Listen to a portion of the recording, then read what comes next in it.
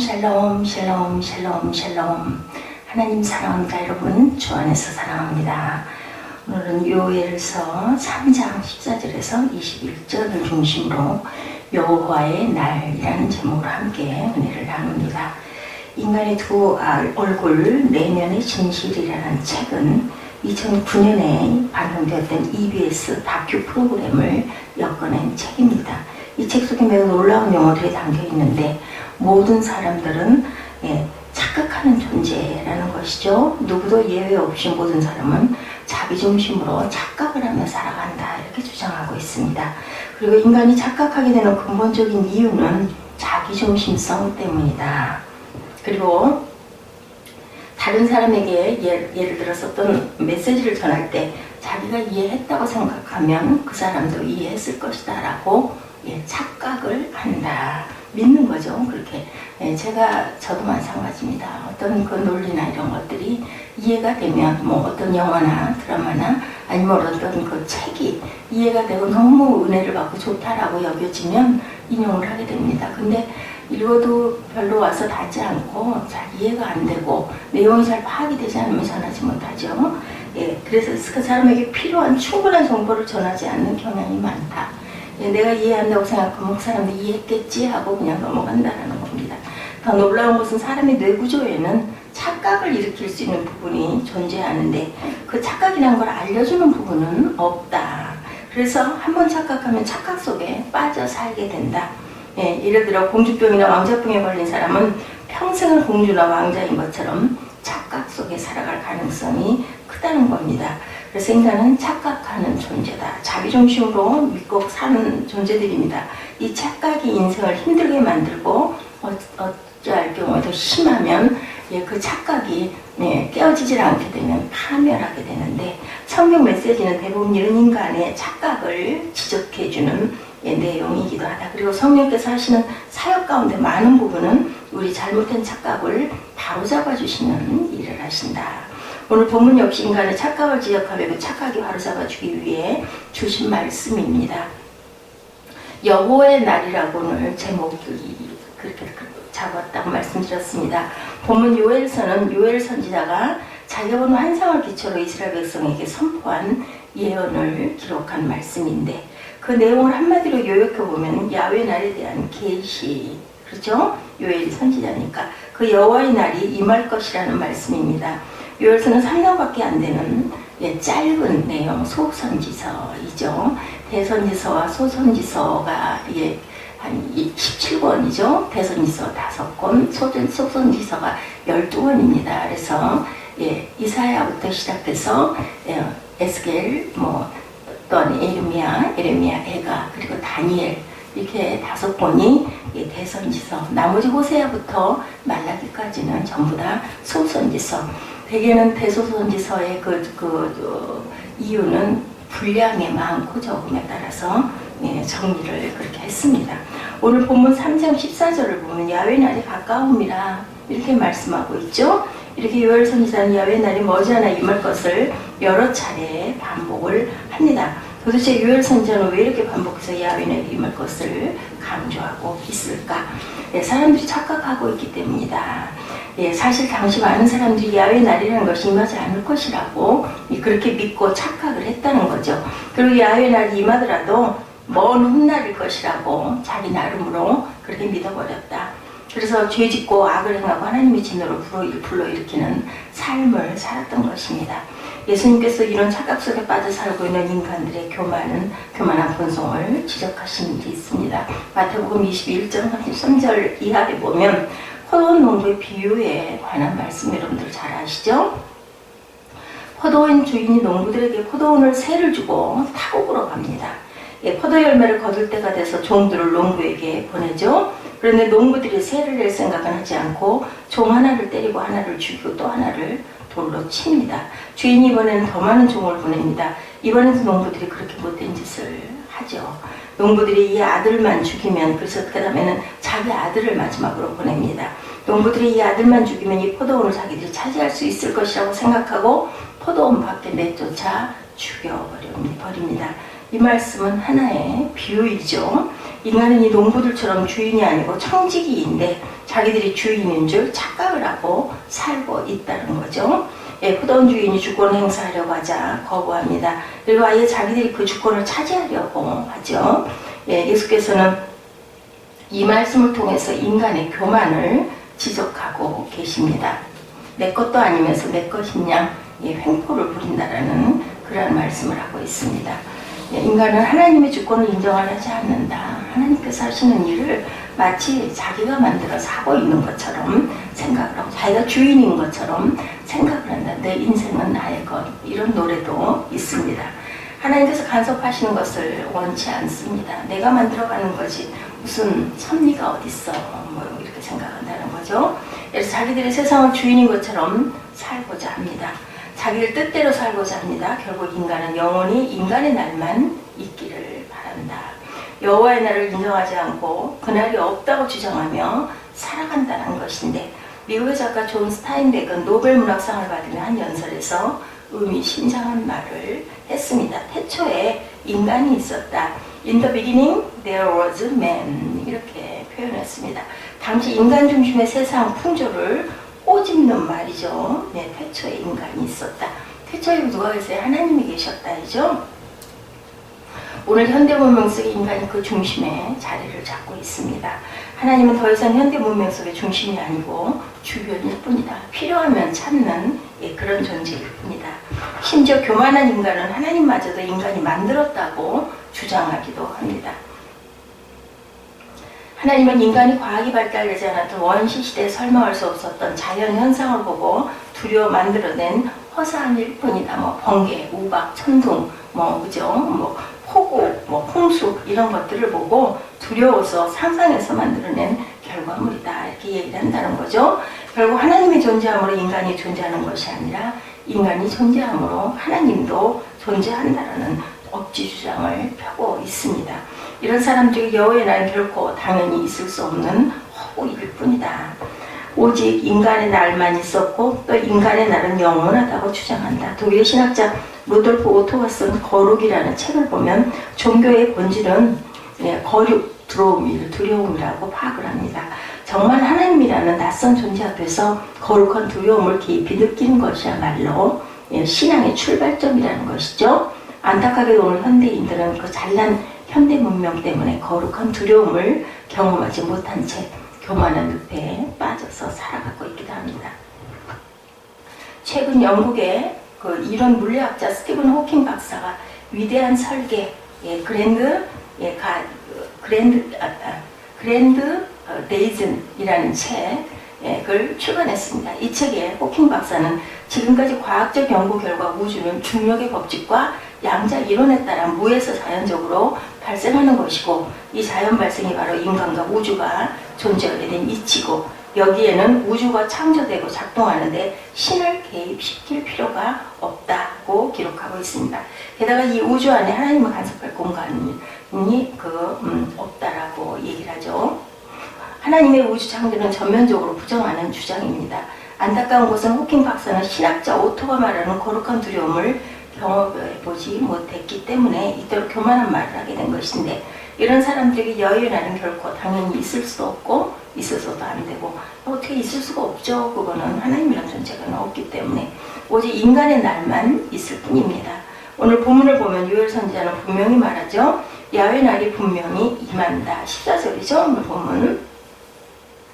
사람이 많으며 심판의 골짜기에 사람이 많으며 심판의 골짜기 여호와 날이 가까움이로다. 이렇게 얘기하고 있습니다. 여호와 날이 가까웠다. 오직 여호와 날 분명히 있다는 거죠. 그리고 그날이 지금까지 오고 있다라는 겁니다. already, 아직 not yet, already죠. 여호와께서 통치하시고 심판하실 여호와의 날이 있음을 잊지 말아야 되겠다. 그리고 그날이 이미 가까이 와 있음도 우리가 절대로 부정하지 말아야 됐다. 결코 우리는 우리가 인생의 주인이 아닙니다. 내가 죽고 사는 것을 내 마음대로 할 수가 없죠. 조정할 수가 없습니다. 이 역사의 주인이 아니죠. 다만 우리는 청지임을 잊어버리지 말아야 되겠다. 심판의 날 본문 16절에 보면 야훼께서 시온에서 부르짖고 예루살렘에서 목소리를 내시리니 하늘과 땅이 진동하리라더라고 말씀하죠. 여호와의 날에 여호와의 심판이 시작될 것이라는 말씀입니다. 여기서 시온과 예루살렘은 여호와 날이 없다고 착각하며 오직 인간의 날만을 주장하던 자들이 조롱하고 저주하고 공격하던 목표이기도 합니다. 그러나 여호와의 날을 기다리던 하나님의 백성들이 사모하던 곳이기도 합니다. 그리고 이곳은 사도 요한이 계시록에서 말씀하던 새 예루살렘이다. 이렇게 에스겔 선지자가 말했던 야훼 산마라고 부르던 그러한 성읍을 말합니다. 여호와의 날이 바로 이 새 예루살렘 야훼 산마로부터 심판의 소리가 들려올 것이라는 말씀인데, 그 심판의 소리는 온 우주가 두려워 떨며 듣게 될 것이고 그 소리와 함께 하늘과 땅이 진동하게 될 것이다. 야훼의 날은 바로 심판의 날입니다. 인간의 날만을 주장하던 교만한 인간들을 심판하는 날이죠. 성경을 보면 하나님 심판은 두 가지 종류로 나뉩니다. 하나는 예고편과 같은 심판이고 다른 하나는 본영화와 같은 심판. 예고편은 맛보기고 본영화는 진짜죠. 우리 예고편들 많이 상영하잖아요. 잘된 부분만 잘라가지고 저거 보고 싶다 이런 마음 들게 하도록 이런 걸 많이 상영합니다. 실제로 예고편과 같은 심판은 이미 성경에 수도 없이 임했습니다.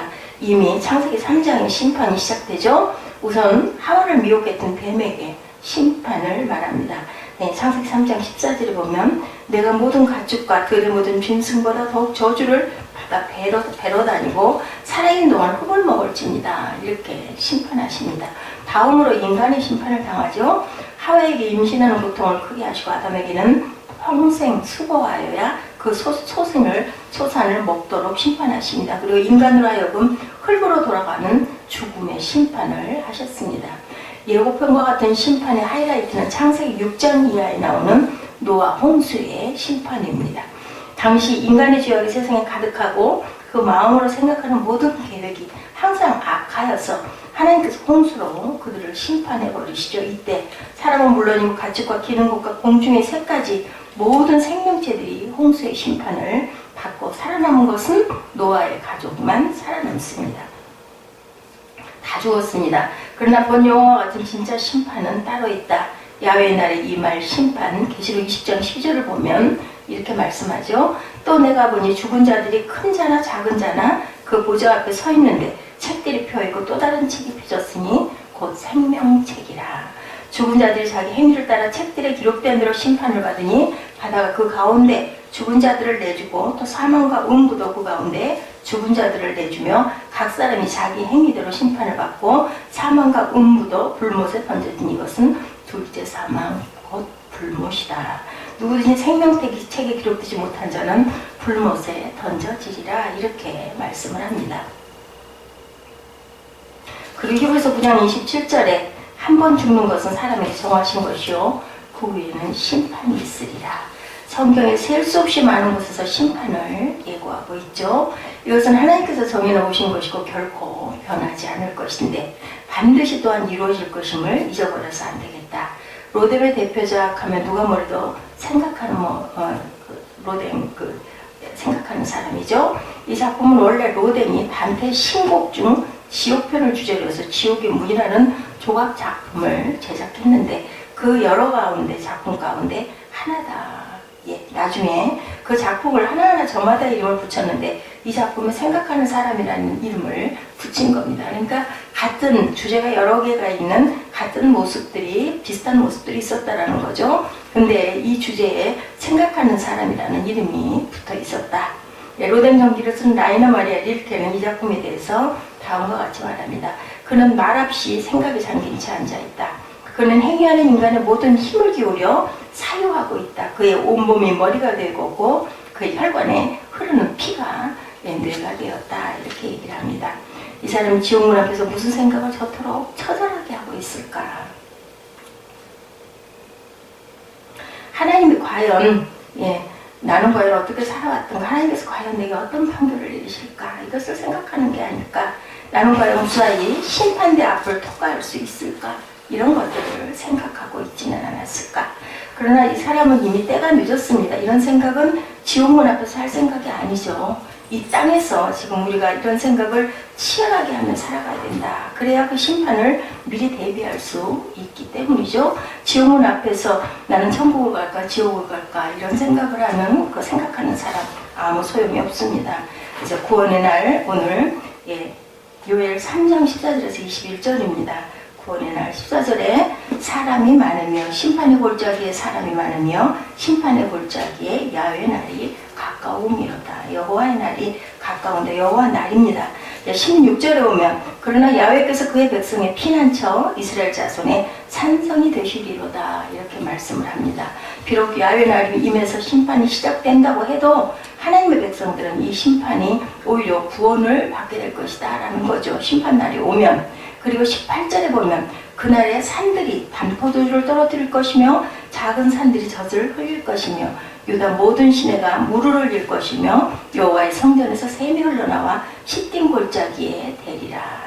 여호와의 날에 하나님의 백성은 특별히 돌보시고 오히려 복을 내리실 것이다 라고 말씀을 합니다. 우리가 시험 보고 나면 시험 보면 어때요? 공부를 잘하는 학생들은 기대하기도 하죠. 결과가 분명히 나옵니다. 잘하는 학생들 또한 열등생들이 가려집니다. 공부 안 하면 낙제 점수를 받을 수밖에 없는 것과 똑같죠. 천국문도 바로 이런 것이다. 야훼의 날은 하나님과 등을 지고 살던 사람, 하나님과 원수로 살았던 사람들 그들에게는 심판의 날이고 저주의 날이고 그리고 하나님의 백성들에게는 오히려 축복의 날이 될 것이라는 말씀이죠. 어느 성도가 꿈속에서 하나님의 심판대 앞에 섰습니다. 의로우신 재판장인 하나님께서 신문하시죠. 너는 항상 진실했는가? 그렇지 못했습니다. 너는 항상 깨끗하게 생활했는가? 그렇지 못했습니다. 그럼 정직하게는 살았는가? 그렇지도 못했습니다. 신문이 끝나자 그 성도는 그만 머리를 깊이 떨구고 지옥 갈 생각을 하고 있었어요. 근데 갑자기 한 줄기 광채가 비치면서 예수님이 그 곁으로 오십니다. 그리고 하나님께 이렇게 말씀하십니다. 아버지가 이 사람이 세상에 있을 때 깨끗하게도 정직하게도 살지 못한 것을 잘 압니다. 그렇지만 이 성도는 평생을 저를 믿고 살았습니다. 제가 이 성도의 변호인입니다. 이렇게 얘기했다고 합니다. 심판대 앞에 설 때 우리 행위대로 구원받는 것이 아니죠. 비록 의롭게 살려고 아무리 힘쓴다 해도 그것만으로는 심판대 앞을 절대로 당연히 통과할 수가 없습니다. 왜냐하면 우리가 죄 없는 자는 아무도 없기 때문에 다 정직한 자는 아무도 없죠. 깨끗한 생활도 못합니다. 진실하지도 못했습니다. 그렇죠? 예수께서 변호해 주셔야 통과가 됩니다. 그래도 전 너무 부족한 죄인이지만 나를 믿고 따르려고 애쓰고 노력하고 그죠? 나의 윤례를 지키려고 했다. 예수께서 믿음에 있는 성도들 위해 특별히 대변해 주실 때만 우리가 심판을 면할 수가 있다는 말씀입니다. 출애굽기 12장에 보면 하나님께서 애굽을 심판하실 때 집주마다 장자를 죽이는 그런 패스오버 유월절 사건 아시죠? 그러나 이스라엘 백성들이 잡은 그 집은 그 심판에서 구원을 받습니다. 그때 이스라엘 백성이 어린 양을 잡아 그 피를 문설주에 바르죠. 하나님의 사자가 그 피를 보고 그 집을 통과합니다. 유월절 그날에. 야훼의 날 우리가 구원을 받으려면 다른 길은 없다. 예수님의 보혈을 간직하는 길, 예수의 피밖에 없죠. 우리가 예수 믿고 하나님의 백성이 되면 야훼의 날은 우리에게 축복의 날이 될 것이다. 우리가 착각하지 말아야 되겠죠. 결코 인간의 날이 영원하지 않다. 반드시 야훼의 날은 임할 것이다. 그리고 여호와의 날 심판이 임할 것이며 우리가 심판을 면할 길은 다른 길은 없다. 오직 예수밖에 없죠.